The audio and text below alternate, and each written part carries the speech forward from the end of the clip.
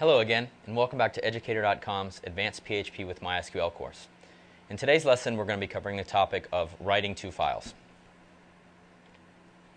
Our lesson is going to start with a review of how file I/O works and the steps that are involved in that, and we had gone over that previously in our lesson that introduced us to reading from files.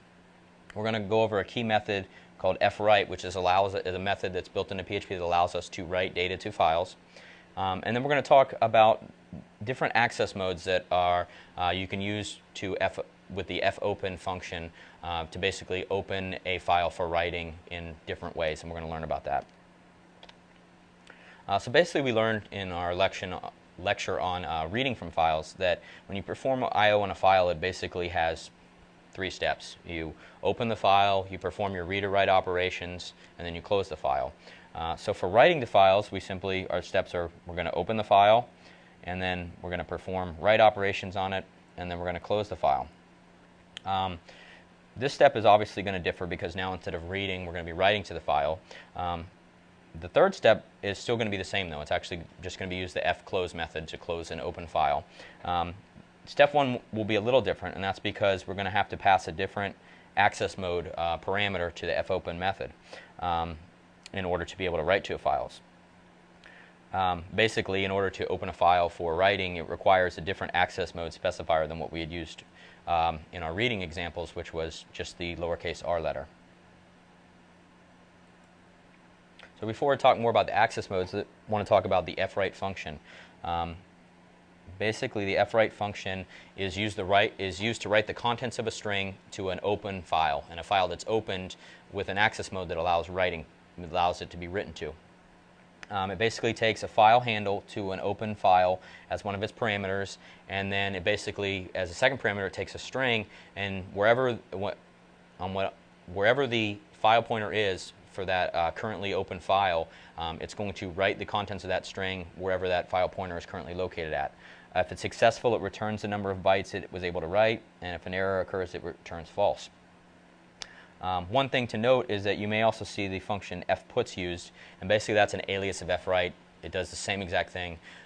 In this course, we're just going to use the fwrite method. And so before we have a slide where we're going to talk about the access modes, but just to get us started with using fwrite, basically to open an existing file for reading or writing, and this is going to open the file.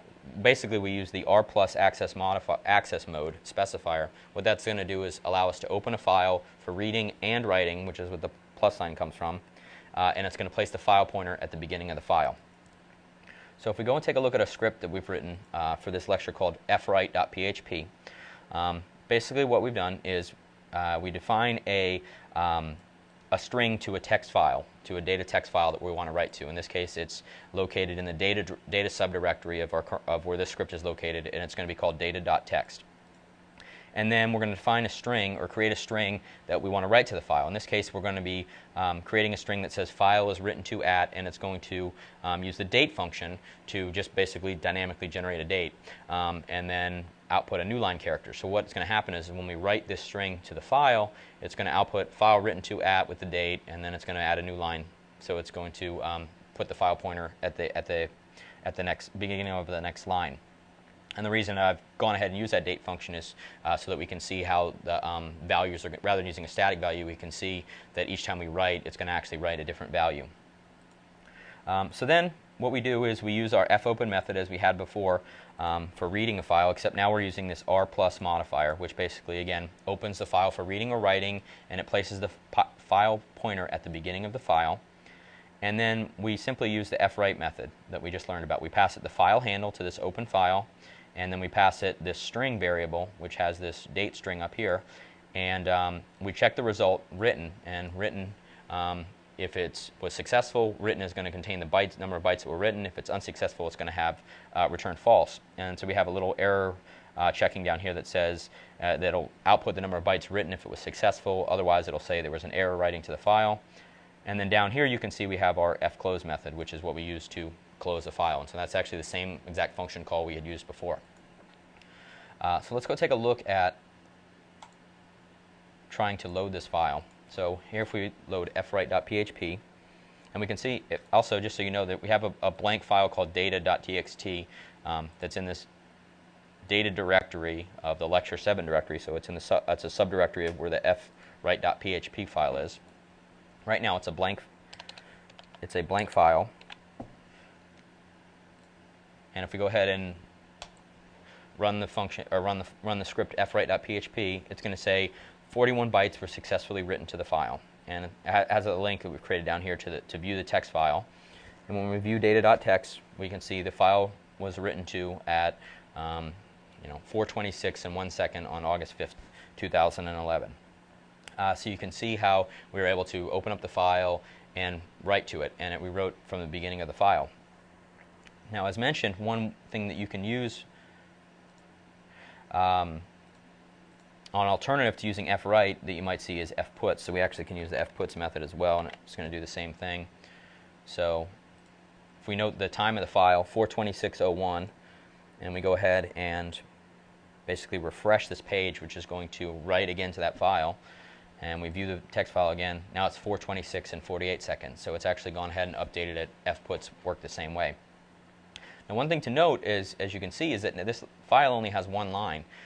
Even though we've written to it twice, we've written to the same file, because what happens is the fwrite function, basically it writes its output to wherever the current file pointer is on the file handle that you pass to it. In this case, when we open the file using the r+ access modifier, the file pointer is always at the beginning.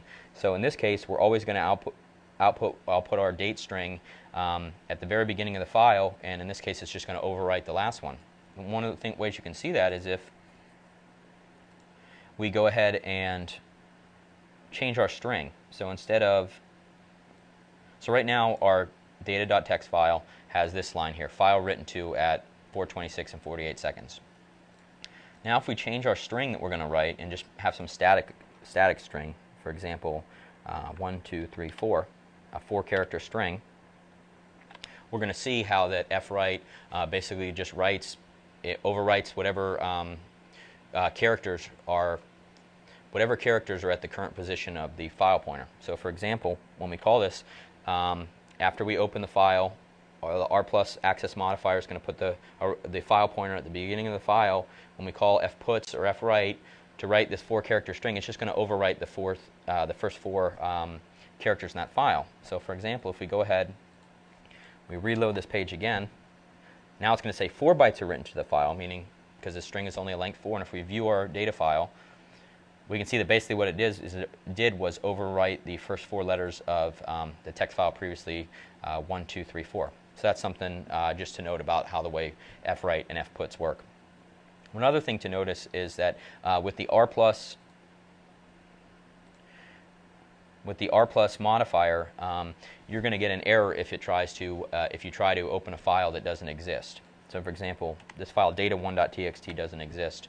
So when we try to write to it, if we reload the script, we're going to get an error saying you're trying to open a file that doesn't exist. And so the r+ method, when you use the r+ access modifier, it won't create a file automatically. We're going to see in a minute that using other access modifiers will allow a file to be created automatically if it's not available when you try to open it.